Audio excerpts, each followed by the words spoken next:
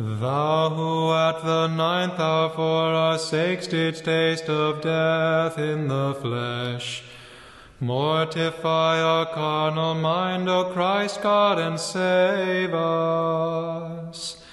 Let my supplication draw nigh before thee, O Lord. Yeah, well, I can fully understand the migraine problem because I get one every day, almost in fasting, and in that sense, my fasting is not complete because I do take my medication.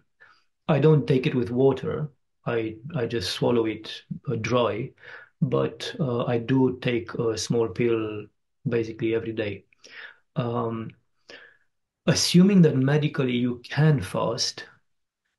I mean, the benefits of fasting are so many and so varied. I'd like to first say that it's not, see, it's like food for the body. All these tools, all these, we call them ascetic struggles, they're like food for the body. You could survive with only one. You could survive if you ate just bananas. You probably could survive for a long time or just bread or something. You're not going to be as healthy as you could be, and you're not going to reach your potential physically. You're not going to be the healthy person God created you to be, able to do everything He wants you to do, able to fulfill His commandments and everything. You are going to be someone who basically survives. And that can be done spiritually as well. You can just survive by eating just one spiritual food. For example, being merciful. You can do that and you can be saved. I think today we celebrate I don't think he has a name. Does he have a name? Father Phelan, that lazy monk who did nothing. He doesn't have a name, which is interesting that is commemorated in the Synaxarion with all the saints that we celebrate today, but they don't retain his name. The story is that he was one of the monastics in a monastery, I can't remember where, and he was known to be very lazy, non-fasting, kind of, not going to church, not doing his obedience and all of that. And then the time came for him to die, quite young, which again is interesting. He died young, like someone who only eats one type of food. He didn't reach his full potential. And he was extremely joyful in his last moments. And those around him asked him, how come you're so joyful? Basically implying we expected you to be in hell by now. But this is a monastery. You can be a bit more abrupt with people. And he said, trust me that when I've seen the angels coming and be looking reproachful and everything because I've done nothing in my life, I've told my angels that Christ has said that the one who does not judge anyone will not be judged. And I put my trust that the words of him who said these are still alive, and this is my hope of salvation.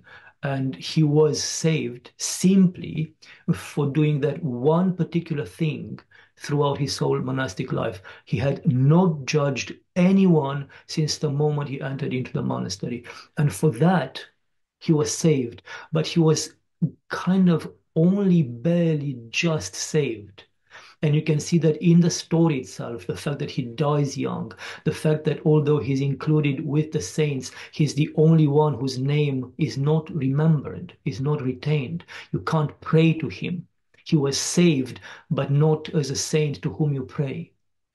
And I wanted to share that because it's important for you to understand that you can't replace fasting with something else. You still need to fast to the best to as best as you can. But it's not like if you keep all night vigil, you replace fully the fasting. Something is missing there. Of course, if God, and God knows everything, has allowed that you are in such a physical state with your health that you cannot fast at all, God can do everything. And you can just, in that case, we are not commenting what God can do. We are talking based only on our human experience. So I would always encourage you to think, yes, I can up my non-judgment and my kindness, and I can rein in my anger and everything else, my lust, my greed. But don't refrain from fasting if you can medically fast, because there are benefits that come to you only from fasting. The simple fact that it's the most, I think it's the primordial instinct that we have. Every human organism needs to eat something, consume something in order to survive. And you take that away or you limit that. You are fighting with an instinct. You are telling yourself indirectly that I could die out of this, but I'm ready for this in order to follow Christ's commandment. You also fast because it is one of Christ's direct commandments. He tells us to pray and fast if we want to defeat, the spirits that torment us and those around us. We follow the fasting as an obedience to the church herself, because from Christ's time all the way to our time, fasting was part of our experience. I mean, Christ himself, God man himself, fasted. And it's mentioned that he fasted. He kept the 40 days of complete fast, apart from other um, smaller periods of fasting. So it's an act of obedience towards the church. It makes you one, not only with the church today, but with the church as it was throughout the centuries. All those strugglers, spiritual strugglers who fasted, you become one with them. You become one of the army, one of the army, the body of the church. And there's great help coming from that obedience and from shielding yourself with becoming part again of the body of the church. um, for me, something that I think about, and it's not something that's mentioned as being the most important thing in the fathers. It is mentioned, but it became almost the most important thing for me, and I've shared this with the community at the beginning of Lent this year. For me, first of all, it's the need for me to be able to control this instability in my spiritual fight. You actually mentioned it. I can fast, but then I get a migraine, and then I reconsider my fasting. I should be unshakable in my dedication and obedience to Christ. So if I started a battle, I should know that a battle implies opposition. If you go and you fight someone, that someone is going to kick back. Otherwise, it's not a battle. So I need to be able to become stable, unshakable in my struggle, in my fight for my salvation. And so I need to be able to keep fasting, to keep this line of fasting, whether or not I feel like it, whether or not it is comfortable, whether I feel saddened or depressed by it or overjoyed, or, even the fact that I break the fast after the 3 days. Although that's when I feel most peaceful and I feel grace with me, I do it because that's what the rule is, that you should fast it, that you should stop it then. That's one thing, fighting instincts, moods, emotions, changing our minds in order to do something constant, consistent. And then what I was saying, what's for me personally the most important thing, I've always thought of fasting, particularly Lent, particularly abrupt, kind of a violent, complete fasting, as a good rehearsal for the time of my death. Because most people I've seen dying, and I've been blessed to be present and to help by prayer and by a good word quite a number of people. Because I'm a priest, I'm a monk, I've seen people die, I've been there as they die. Most people, unless it's an accident or a heart attack or a stroke, before we die, we go through a period of a few days or a few weeks, or in some cases months or even years, if you battle something like dementia, for instance, where you are exactly as one is after 3, 4, 5 days of complete fast. I notice the same thing, the same lack of energy, the same wide open mouth, struggling to breathe in because there's no water, there's no saliva, the same, weakened body that can't even digest the food, let alone ingest it, eat it. Uh, and I think to myself, well, I'd better be able to pray before I die.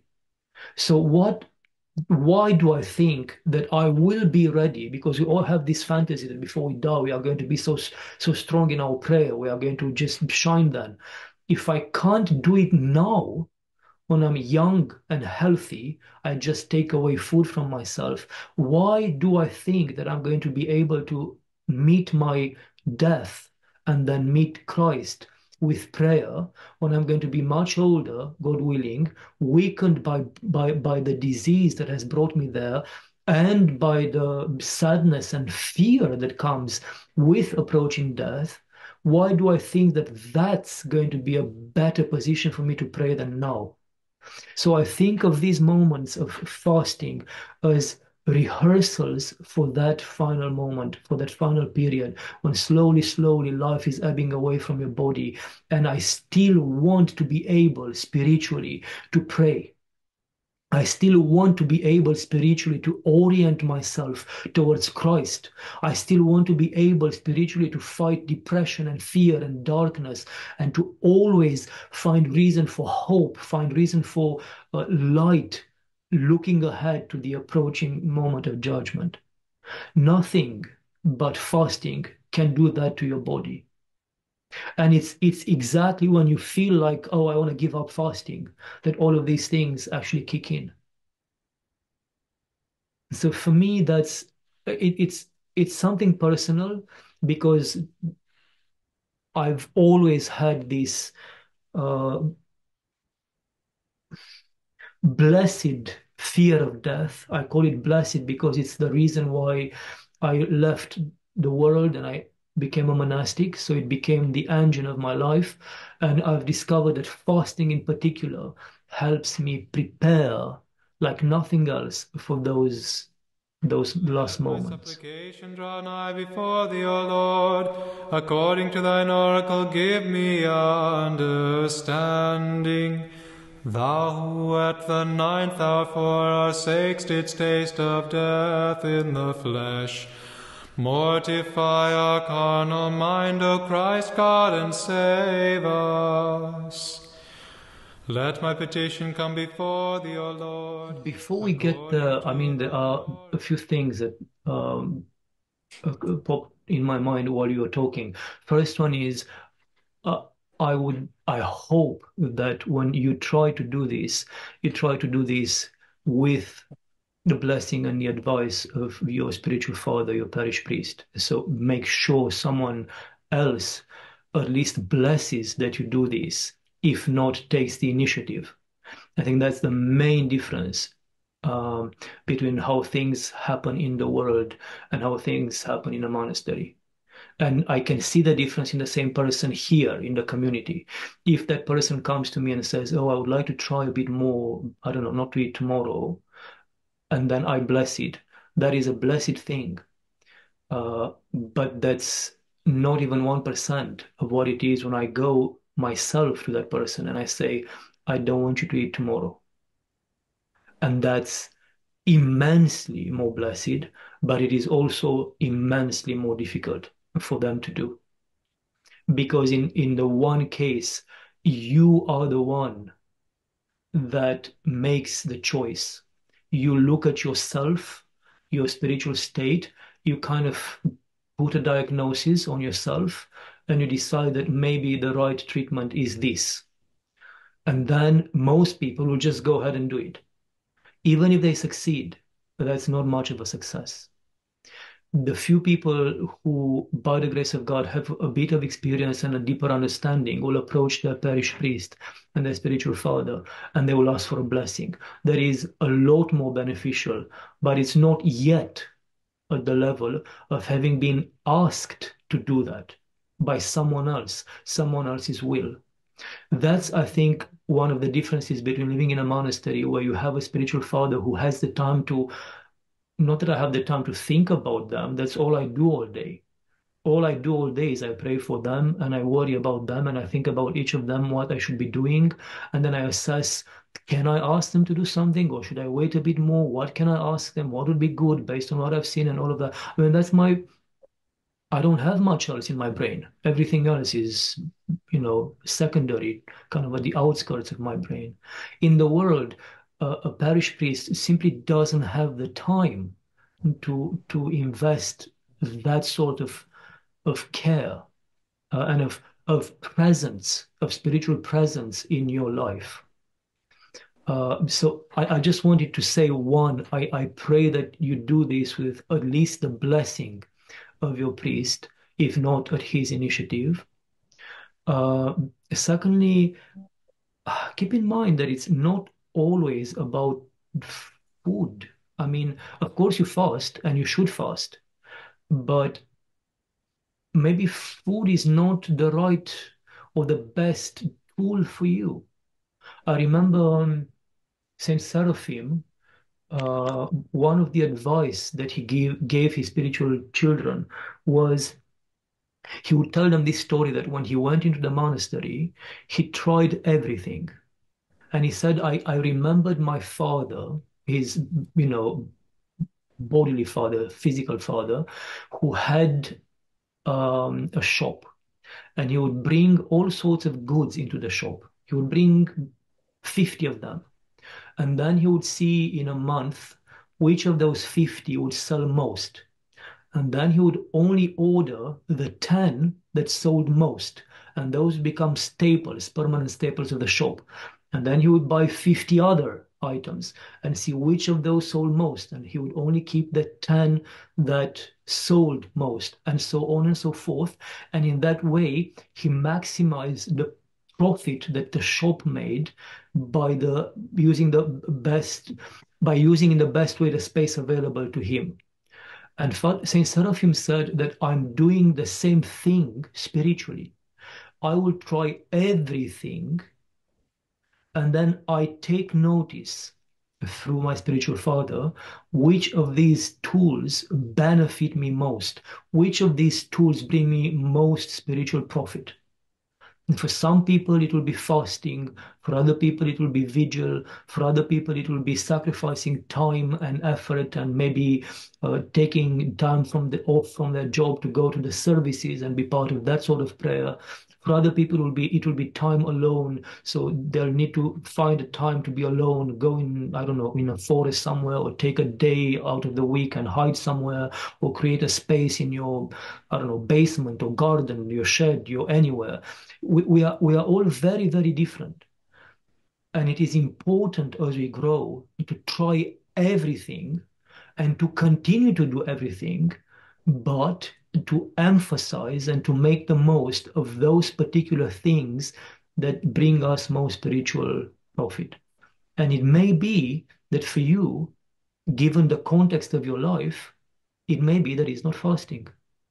I'm not saying don't fast. Hear me. It may be that it's not about you not eating a full day. It may be that you have to do something else. Maybe try a little prayer in the evening, later in the evening, or earlier in the morning, or waking up in the night, or trying to be, I don't know. For some people, it's a social thing. Maybe if you try to get involved into helping the homeless where you live, or cooking for them, or uh, cooking, doing something physically and sending that food somewhere. I mean, there are so many things that you could and you should try, and then you'll feel in your heart what brings more grace, what brings more profit to you. So don't get obsessed with the fasting.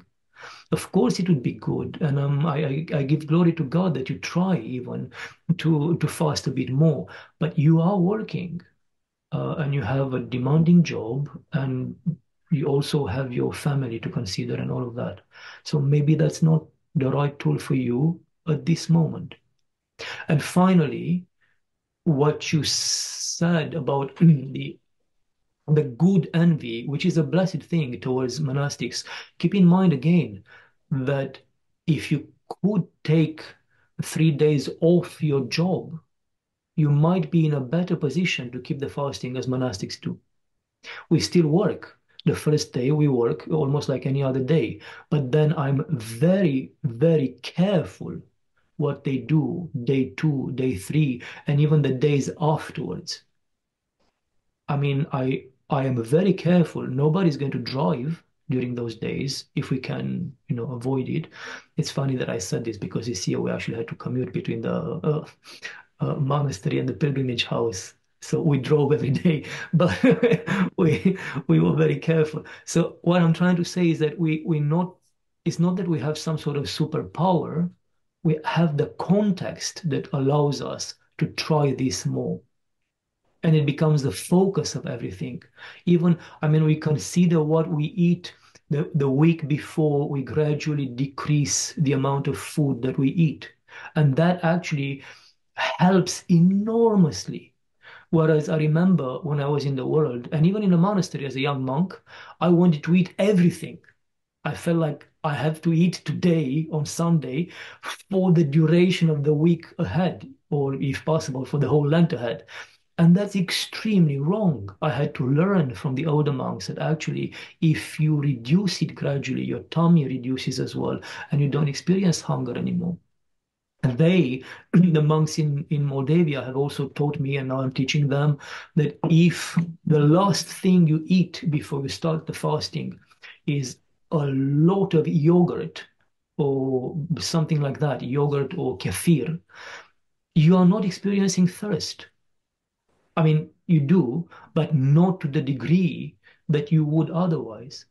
I remember the first few years when I didn't know this, the first 2 years at least, my lips cracked. I had blood coming out of my mouth. I looked like a vampire from Transylvania. My skin cracked around my eyes, on my hand. It was horrendous. This year I had no problem. I couldn't speak because my mouth was so dry that I had no saliva. I had no problem whatsoever this year by the grace of God. So there's a context, there's an experience, there's a community that supports you. Everybody is aware that we are doing all these things. And even within a monastery, even within our monasteries, every single one of us has his or her own way of going through those 3 days, depending on everything from age, health, even spiritual state in that particular week. So honestly, it's a good thing to look at monastics and to look at not only monastics, but everyone who does something a bit more than we do, because that inspires us to try a bit more. But at the same time, keep in mind the reality of your life and the reality of life in a monastery. God bless you. Have a beautiful, kind, gentle Lent, everyone.